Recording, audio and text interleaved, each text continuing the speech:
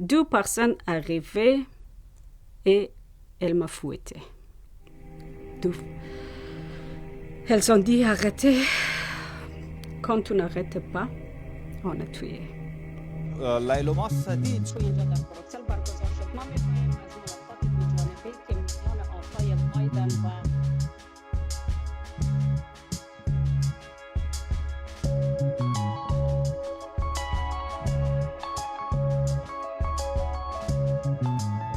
Please don't recognize the Taliban and don't put us again in the same situation.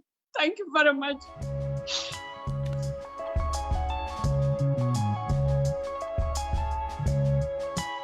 À l'âge de 17 ans, je me suis mariée à cause de guerre. C'est mariage organisé.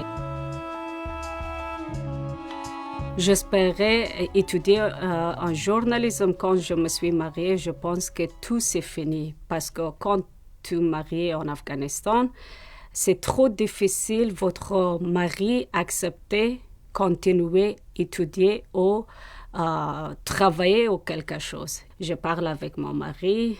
Elle dit que la situation c'est vraiment difficile. Je lui dis non. Je voudrais étudier à faculté. Quand tu es d'accord, reste avec moi. Quand tu ne veux pas, je sors. J'ai commencé à étudier. Et très fortement. Après, mon mari, elle accepte. Elle m'a supporté avec ma famille. Malheureusement, en Afghanistan, c'est vraiment trop difficile, spécialement pour la femme. Et après qu'elles prennent tous les contrôles, elles sont arrêtées pour la femme, pour sortir, pour étudier, pour travailler, même pour medical check-up. Sans les hommes de notre famille, toujours rester à la maison. On est comme prisonniers. Et je pense qu'il y a une image qui est choquée pour tout le monde, l'image qui menaçait les talibans en femme dans le stadium de football. Une femme juste parle avec un homme.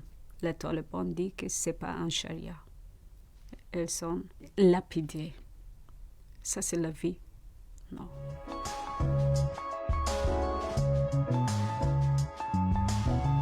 Après quelques mois, j'ai commencé une classe secrètement pour les filles qui sont dans la même rue pour lire des histoires, comment les femmes sont restées debout, très fortes, parce que je suis étudiante de journalisme. Et après quelques mois, j'ai reçu un treatment, warning, arrêtez. Je ne vais pas prendre trop sérieusement. Et après quelques jours, 2 personnes arrivaient et elles m'ont fouetté.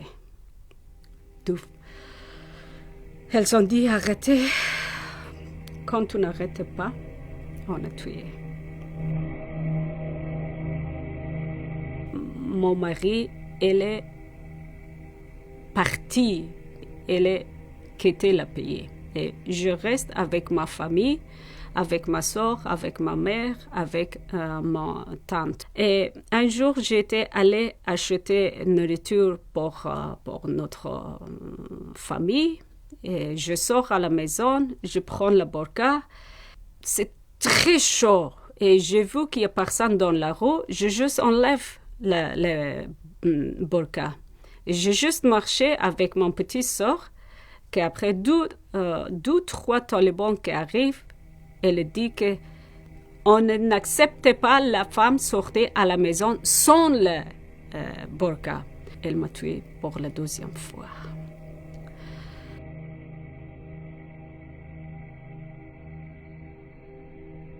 Et après, je lui ai dit, pour ma mère, c'est impossible. On est resté ici sous le régime des talibans. Ma grande sœur et mon frère, elles sont médecins. Elles ont travaillé dans une clinique suédoise au nord, un petit village en Afghanistan.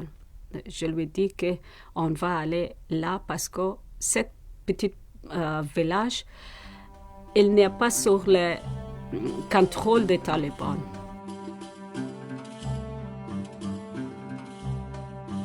on est très content qu'on est libre un peu.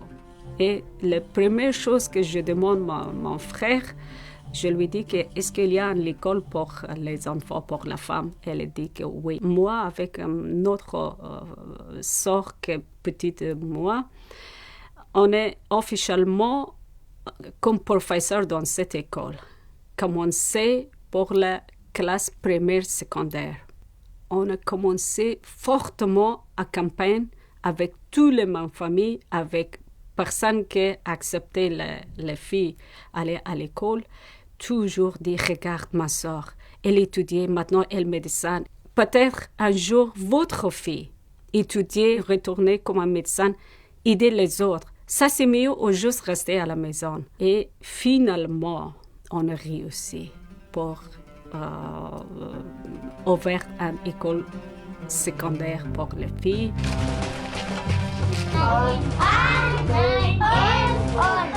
Quand le 11 septembre était arrivé en New York et après, pendant 1 ou 2 semaines, le Taliban c'est fini.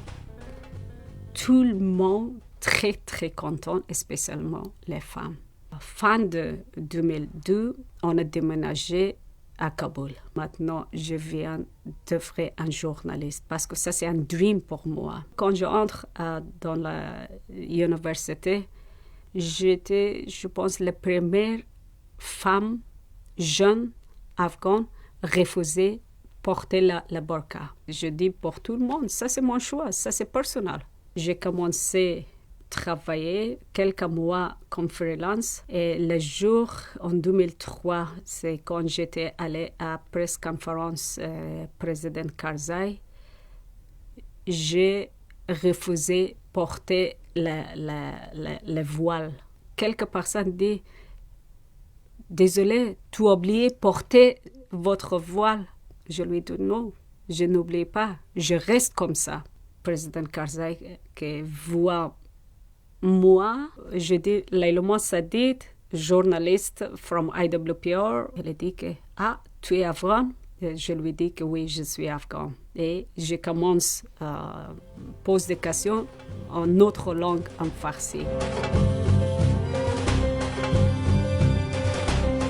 Quand j'arrive à la maison, j'ai reçu beaucoup de téléphones, mon frère aussi, c'est pas juste, c'est un pays musulman, pourquoi votre sœur n'accepte pas? That's not the good way that she's appearing in the TV. Je lui dis pour toutes les familles, ça c'est mon choix. J'ai resté comme ça. Je me souviens un jour, j'étais allée avec un homme, notre collègue, pour faire un reportage. Avec mon collègue, quand on arrive, les personnes disent « Arrête ou je te tue ». Elles pensent que je suis étranger. Ça, c'est une femme mécréante. C'est nécessaire pour tuer. Et je lui dis « Alhamdulillah, je suis musulman. Je suis né dans le même pays que tu es. » C'est vraiment... De temps en temps, quand je pense, comment c'est possible, plusieurs fois, elles m'ont menacé. Plusieurs fois. Et malheureusement, un jour dans notre newsroom, tous mon collègues, les hommes, ils ont dit qu'on n'avait pas allé avec Layloma parce que toujours on est menacé. Ma famille a reçu un avertissement.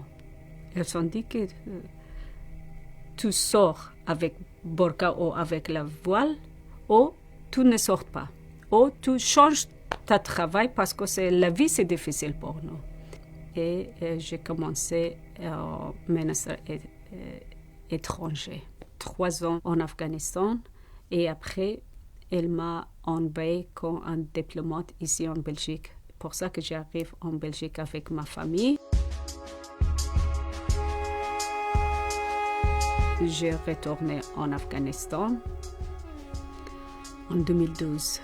Je reste juste une semaine. Après quelques jours, j'ai reçu un appel. Ils ont commencé pour menacer au avertissement. Je parle avec mon collègue en Afghanistan. Je lui dis, qu'est-ce que je fais? Regarde toutes les choses que j'ai reçues. Et je lui dis, what should I do? Qu'est-ce que je fais? Et qui protège moi? Je parle avec mon famille, avec mon frère. Je lui dis, qu'est-ce que je fais? Porte un burqa? Je lui dis, non, c'est impossible. C'est vraiment impossible. Et ils ont dit, impossible, impossible. Quand ils ont tué toi, c'est possible. Pour ça, je décide de rester ici. Après 2012, je n'ai jamais retourné. De temps en temps, je parle avec ma famille et j'espère, c'est un dream pour moi qu'un jour, la situation en Afghanistan, c'est vraiment stable pour retourner juste.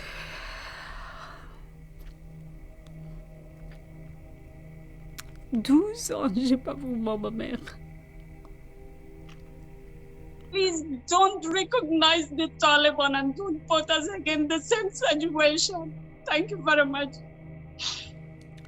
Les talibans, c'est jamais changé. La mentalité, c'est toujours la même. C'est la même idéologie. Sharia law. C'est pour ça que j'ai peur. On a toujours peur pour tout le monde.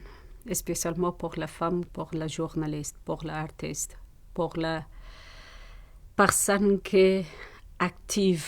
Et pourquoi l'international community ne croit pas, ne voit pas les choses qui arrivent toujours en Afghanistan? C'est quoi ça? Fais quelque chose vraiment fort et trop vite, pas toujours parler un peu. Il n'y a rien qui change. Restez avec nous, avec la femme.